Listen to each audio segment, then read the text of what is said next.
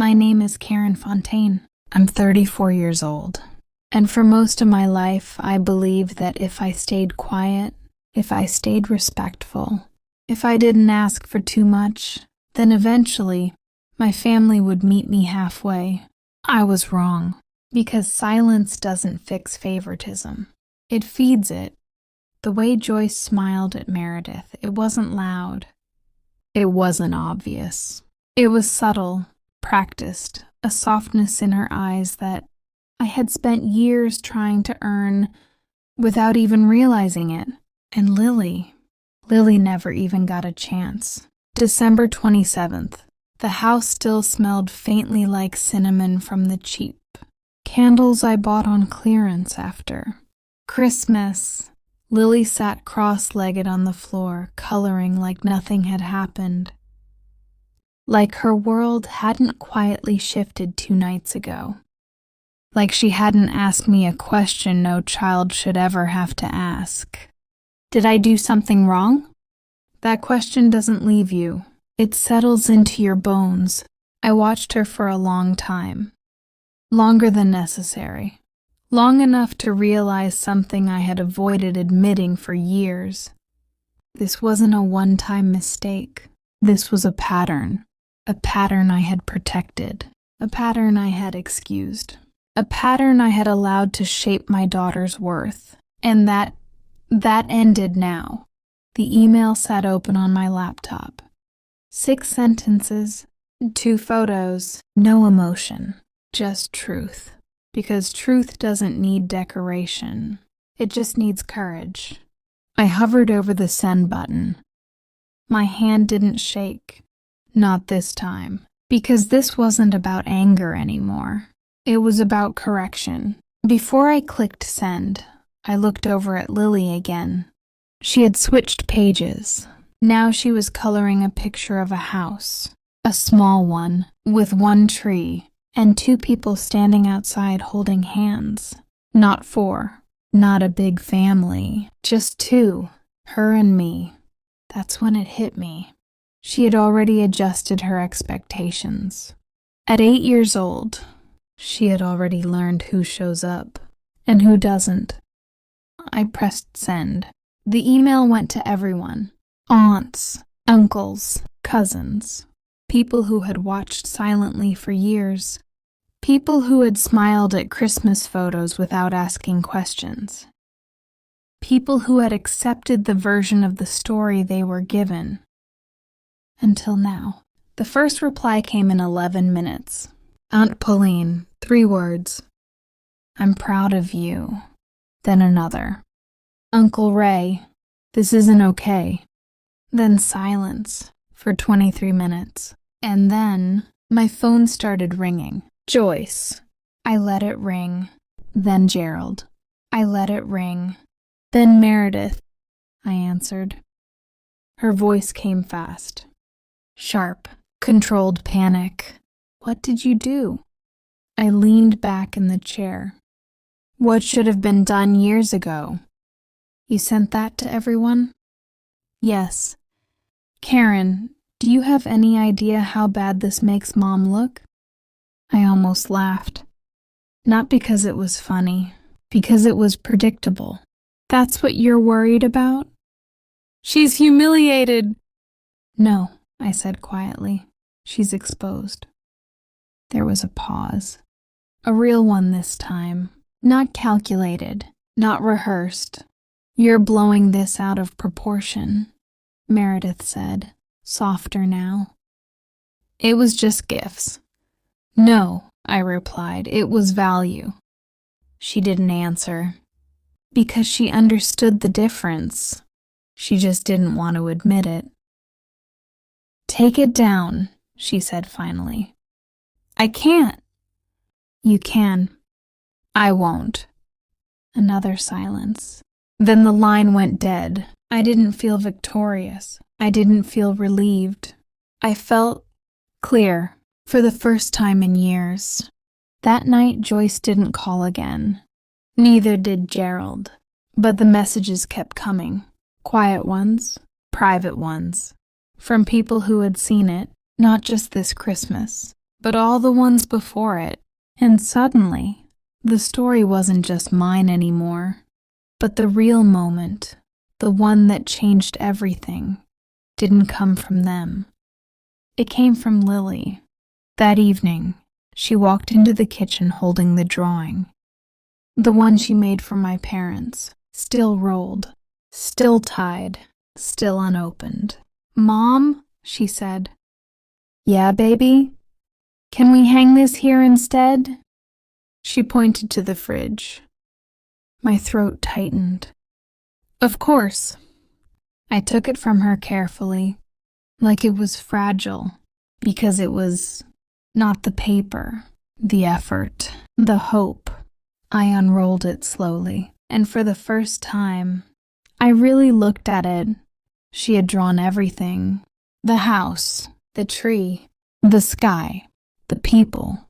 But something was different now, something I hadn't noticed before. She had drawn herself holding their hands, but she wasn't smiling. I swallowed hard. "Do you like it?" she asked. I turned to her. "It's the most important thing in this house." And I meant it. That night, after she went to bed, I stood in the kitchen again, looking at that drawing on the fridge, and I made a decision.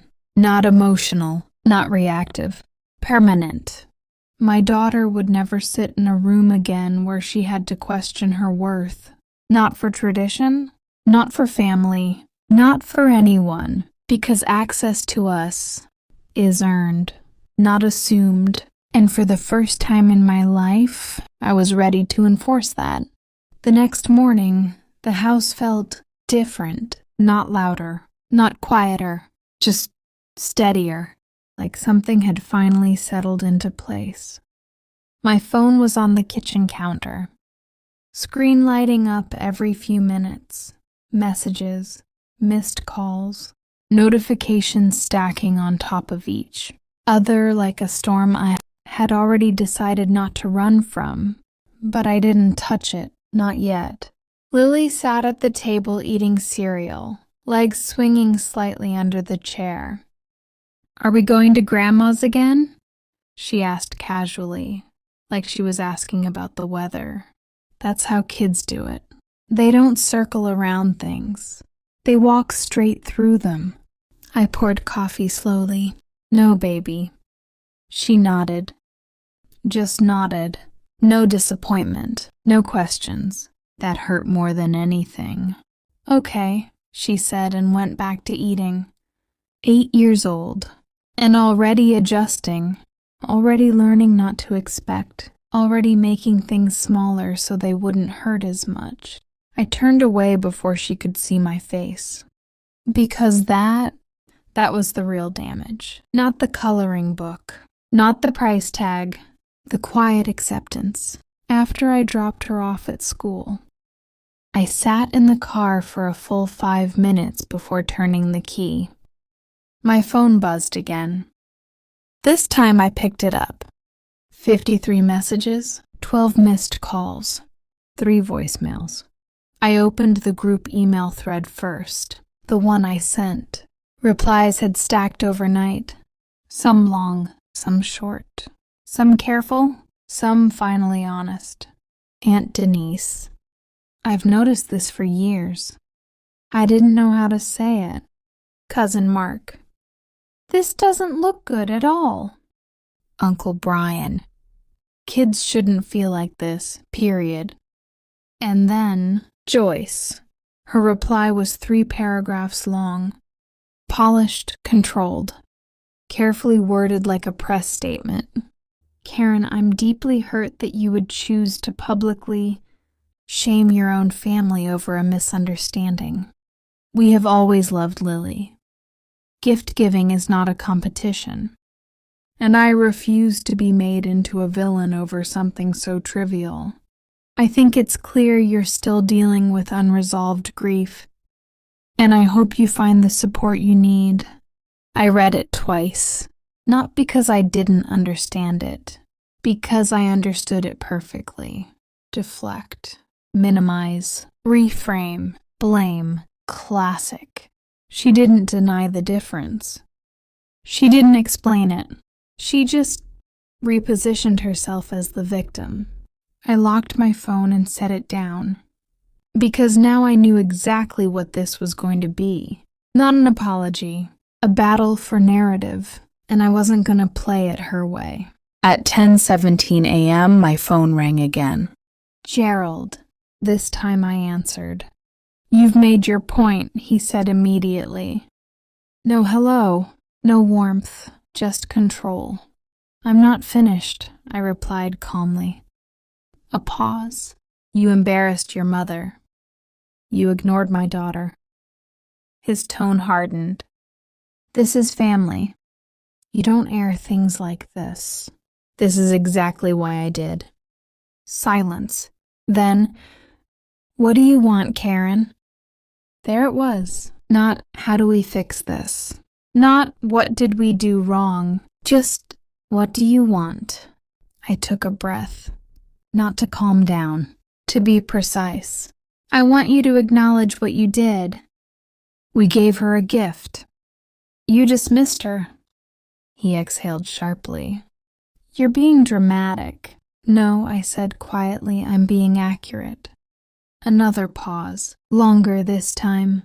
"You always had a problem with Meredith," he said. And just like that, he shifted the target. "This isn't about Meredith. It's always been about Meredith." I almost smiled, because that was the closest he had ever come to the truth. "Yes," I said. "It has." That stopped him for half a second. "You favored her," I continued. "You still do. And now it's spilling onto our kids." "That's not true." "Then explain Christmas." "Nothing." "Explain the birthdays." Silence. "Explain why Lily's drawing is still sitting unopened on your side table." That one landed. I could feel it. "You left in a hurry," he muttered. I leaned forward slightly. "No, Dad. We left after being shown exactly where we stand." His voice dropped. "Low, warning. You're blowing this up over nothing." And that's when I said it. The thing I had never said out loud before. If it was nothing, why couldn't you do better? Silence, not defensive. Not angry, just empty, because he didn't have an answer. "I'm done arguing," he said finally. "Then start listening." He didn't respond. "I'm not bringing Lily back into that house until something changes," I continued. That hit hard. "You don't get to keep her from us," he snapped. "I do." Another pause. Tight. Controlled. "She's our granddaughter."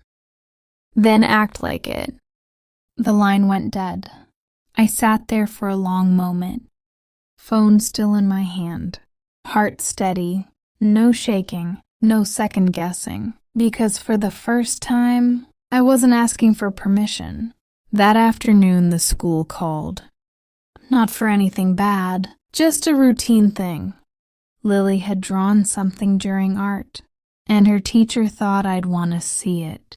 When I arrived, the teacher handed me the paper with a soft smile. "She's very thoughtful," she said. I looked down, and my chest tightened. It was another family drawing. But this one was different. No big house, no group, no grandparents.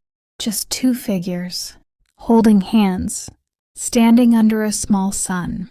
Above them, in careful, slightly uneven letters, she had written, "My mom is my home." I swallowed hard. "Is she okay?" The teacher asked gently. I nodded. "She will be." Because now I understood something clearly. This wasn't just about protecting Lily from them.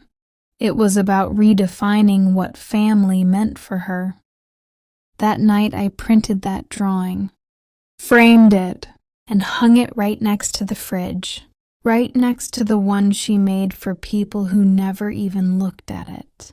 Side by side, one full of hope, one full of truth, and for the first time, they matched. At 9:42 p.m., my phone buzzed again. A message from an unknown number. I opened it. A photo, Lily's drawing, the one she made for my parents, unrolled, sitting on Joyce's kitchen counter. And underneath it, one sentence. We didn't see this before. We see it now. No name, no apology, no explanation. Just that. I stared at the screen, long and hard, and for the first time since Christmas Eve, I didn't feel anger. I felt something colder, clearer, because seeing it now wasn't the same as valuing it then. And some things don't get a second chance. The message sat on my screen longer than it should have. We didn't see this before. We see it now. I read it again and again, because on the surface, it sounded like accountability, like realization, like the beginning of something better. But it wasn't. It was too late for seeing, because the damage wasn't in what they missed. It was in what they consistently chose not to notice. I didn't reply. Not that night. Not the next morning. Not the day after that. 3 days passed. Quiet ones. Peaceful ones. The kind of quiet that doesn't feel empty. It feels earned. Lily and I started new routines without even planning them. Movie nights on the couch. Hot chocolate in mismatched mugs.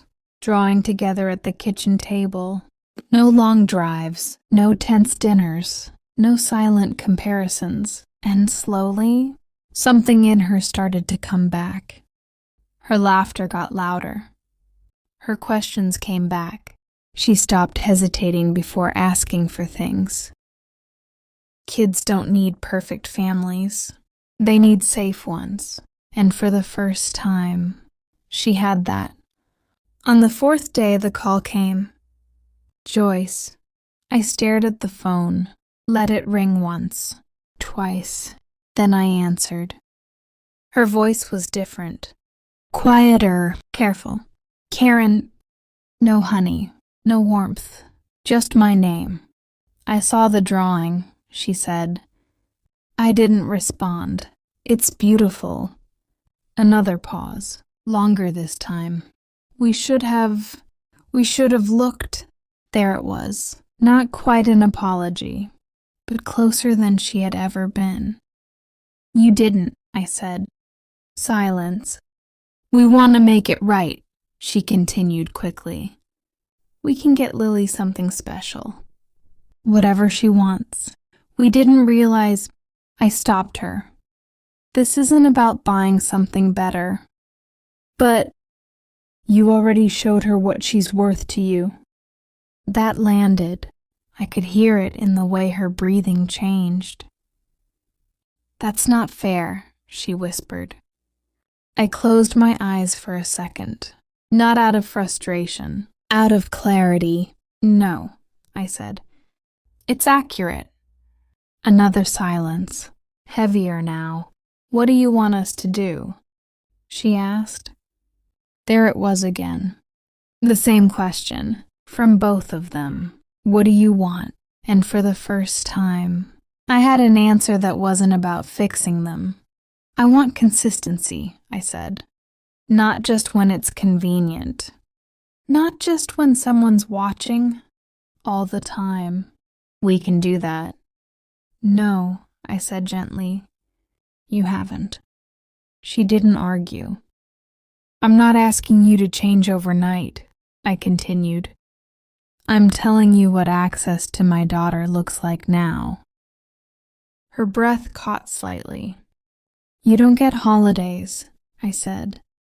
You don't get birthdays. You don't get moments unless I know she's going to be treated equally in them. That's extreme. It's protection. Silence. We're her grandparents, she said, weaker now. And I'm her mother. That was the end of it. Not because I raised my voice, but because I didn't need to. There was nothing left to negotiate. "I'll talk to your father," she said finally. "I'm sure you will." And then she hung up. No argument. No final word. Just quiet. A week later, a package arrived. No return address. But I knew. Inside was a box, wrapped carefully. Expensive paper, perfect ribbon. And inside that box was a brand new tablet, top of the line, latest model. And a card for Lily. "We're sorry. Love, Grandma and Grandpa." I stared at it for a long time. Then I called Lily into the room. "Hey, baby," I said softly. "This came for you." Her eyes lit up. Just for a second. That natural excitement, that instinct to feel chosen. Then she looked at me, paused. "Do I have to say thank you?" she asked. And that right there told me everything. She remembered. She understood. I knelt down in front of her. "You can say whatever feels honest," I told her. She looked at the box again, then back at me. "I don't want it," she said quietly. No anger, no attitude, just certainty. "Are you sure?" I asked. She nodded. "They didn't want my drawing." My chest tightened. And I worked really hard on it. I pulled her into a hug, held her tight. "I know you did." We sat there for a moment, just breathing. Then I stood up, closed the box, and taped it shut. The next morning I sent it back. No note, no message, no explanation. Because this time, they didn't need words. They needed consequences. Weeks passed, then months. The calls slowed, then stopped. Meredith sent one message. Short, careful. "I hope you know what you're doing." I didn't reply. Because I did. Spring came, then summer. Lily turned 9. We had a small party. Nothing extravagant, just a few friends, cake from the local bakery, handmade decorations, and laughter. So much laughter. At one point, I caught her standing by the table, looking around. "Are you okay?" I asked. She smiled. Big, bright. "This is the best birthday ever." No hesitation, no quiet voice. No second guessing, and in that moment, I knew. I hadn't taken something away from her. I had given her something, a standard, a boundary, a sense of worth that didn't depend on being chosen last. That night, after everyone left, she handed me something. A drawing, 2 people, holding hands, standing in front of a house. But this time, both of them were smiling, and above it, in bigger, more confident letters, "Me and my mom. We're enough." I hung it on the fridge, right next to the others, not as a reminder of what we lost, but as proof of what we built.